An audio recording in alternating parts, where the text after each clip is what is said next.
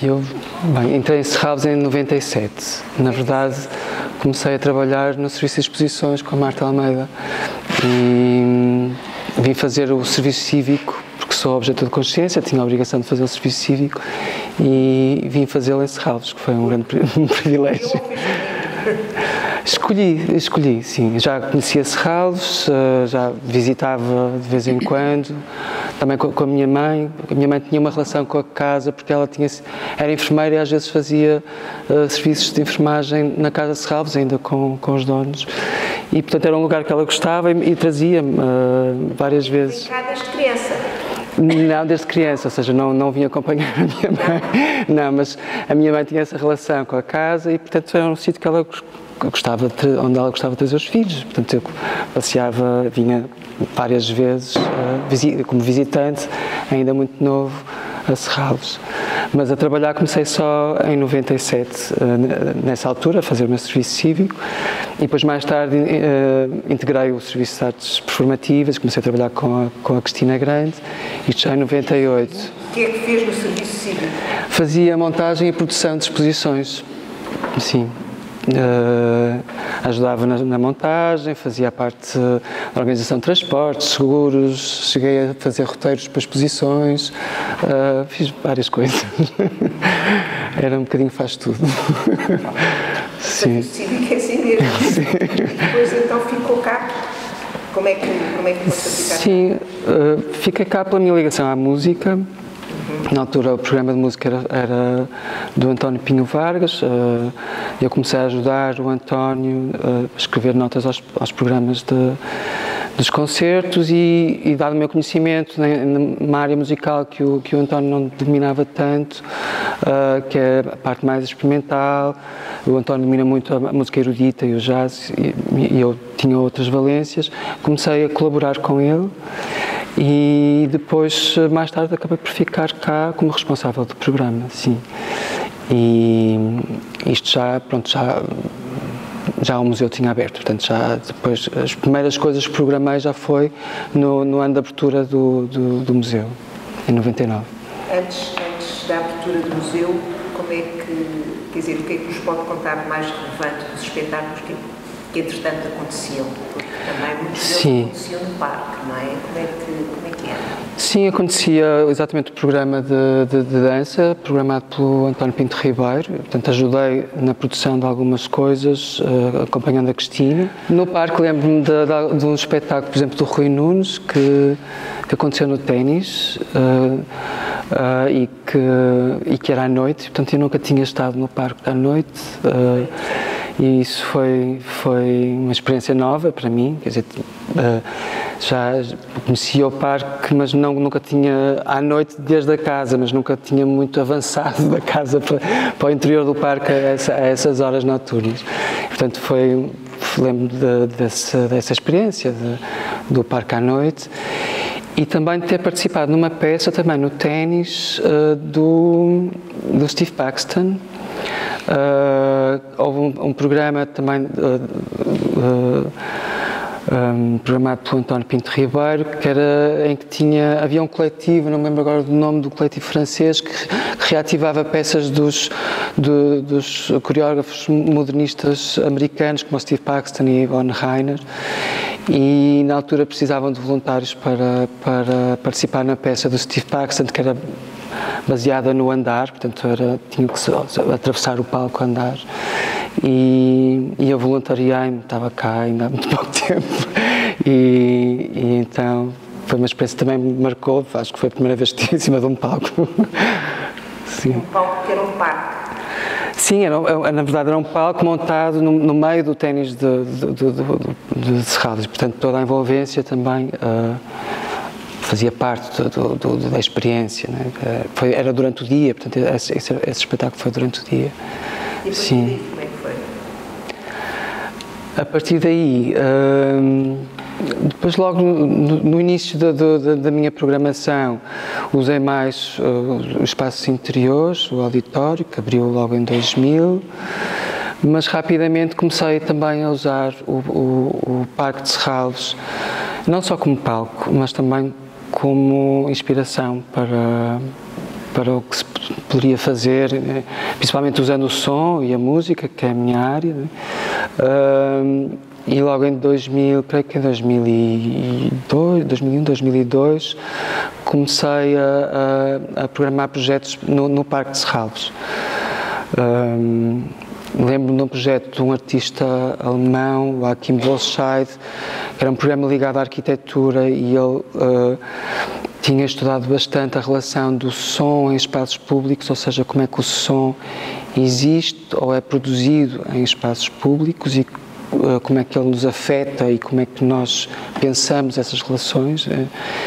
E lembro dele fazer uma instalação ali junto à Casa de Fresco, onde tem, portanto, todas as fontes, e era uma instalação que interagia com o som das fontes. Portanto, havia sensores que dependendo do fluxo da água e do barulho que a água fazia, isso fazia alterar o som produzido em pequenas colunas de som. Portanto, havia essa relação com o parque logo muito direta, em que o parque estimulava a composição musical, não era bem uma composição musical, mas o resultado sonoro daquela instalação. Esse espetáculo surgiu porque o entusiasmou de facto essa relação, ou porque tinha uma ideia geral do que podia ser aqui a programação? O que é que pensava na altura? Surgiu num contexto de uma relação com uma exposição dedicada à arquitetura, eu acho que era da coleção do MoMA, se não estou em erro, de desenhos de arquitetura. E nesse sentido eu pensei um programa que se relacionasse com a arquitetura de Serralves, que não é só o museu, as construções, não é só a casa, mas também é o parque, não é? O exterior. E, portanto, vários projetos aconteceram e muitos deles até ligavam estas várias dimensões de Serralves e a parte construída, os edifícios com o parque. E neste caso havia essa ligação, até porque essa instalação existia ali no Parque Central, mas depois também existia na entrada do museu, porque esta entrada do museu tem uma particularidade acústica muito especial. Tem um som muito metálico, o eco, portanto a reverberação que existe ali é bastante particular. E também havia uma outra instalação do mesmo artista, usando os mesmos recursos, dentro do museu, já no hall do museu, em que aí também ele também usava luz, portanto também é uma outra dimensão que esse artista também usava.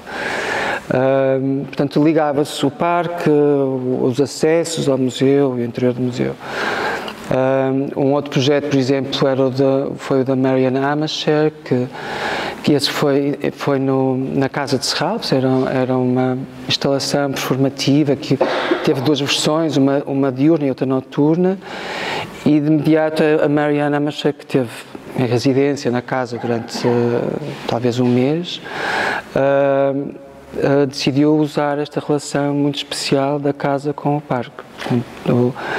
E apesar da parte performativa, o som, estar dentro da casa, havia ações no exterior e que ligavam o público. Portanto, aliás, dentro da casa não se passava grande coisa, a não ser esta dimensão sonora, as ações passavam-se fora da casa, no jardim.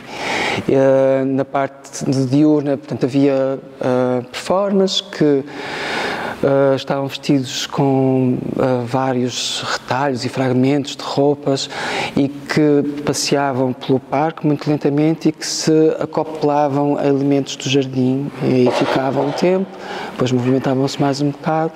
Na parte noturna, esses adereços também incluíam luz, portanto havia como uns seres estranhos que se ligavam a partes do jardim e que o público podia ver de dentro da casa para fora. E também havia as cabras, ela também quis usar as cabras da quinta, e então levamos as cabras da quinta até aos arredores da casa, portanto no exterior da casa, e estiveram lá durante uma noite. Sobreviveram, sim. Sim. Era uma contribuição mesmo ativa? Não, era mais uma contribuição simbólica e de imaginar. Eu acho que tinha a ver um pouco com esta questão dos animais serem talvez uma primeira ligação nossa à imaginação, não é? No caso, quando somos pequenos, os animais são quase a fonte da nossa imaginação, não é? O confronto com esse...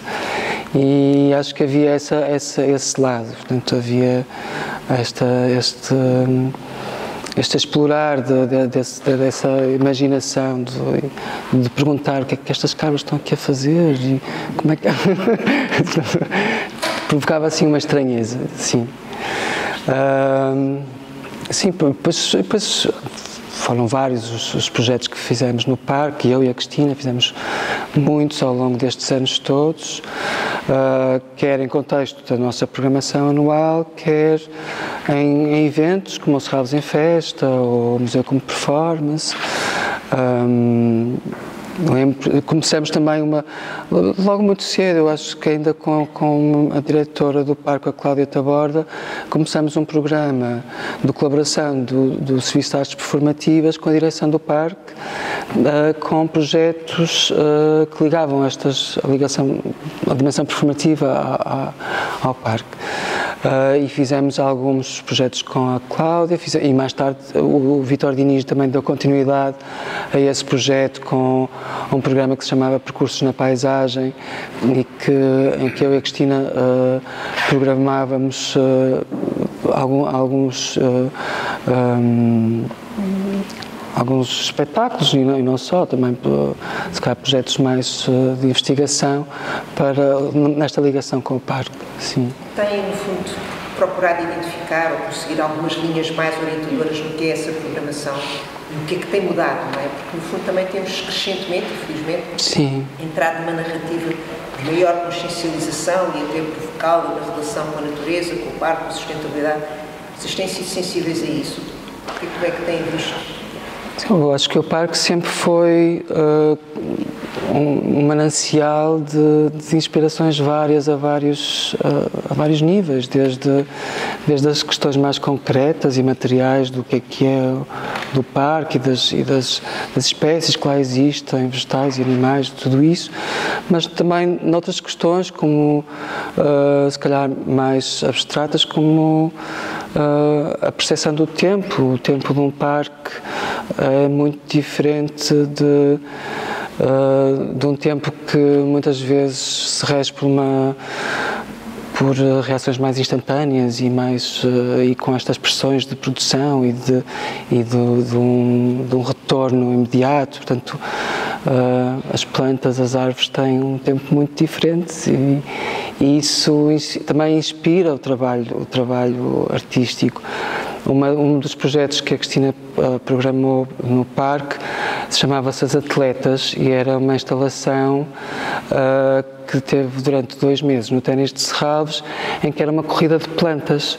Portanto, havia várias plantas de lúpulo que cresciam ao longo do Ténis do parque e, portanto, aquilo era como se fosse uma corrida de plantas. Claro que durou 2 meses.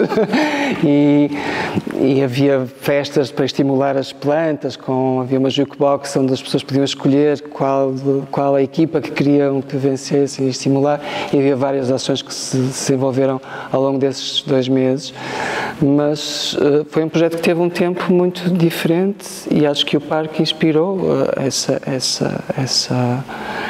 essa abordagem, não é? No fundo são também, quer dizer, há aí uma dimensão num sentido positivo experimentalista também, não é? Sim. Como é que tem, no fundo, compreendido, percebido a reação dos públicos? Dos públicos?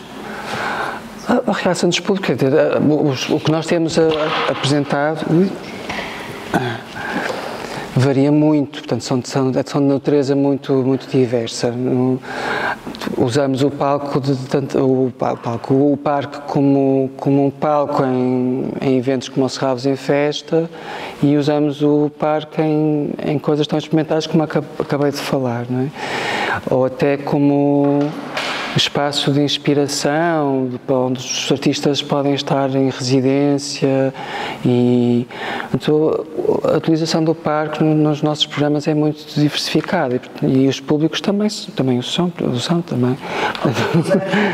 Tinha assim alguma vontade aí de diálogo a fazer com o parque, no seu mundo da música, que ainda não tenha feito?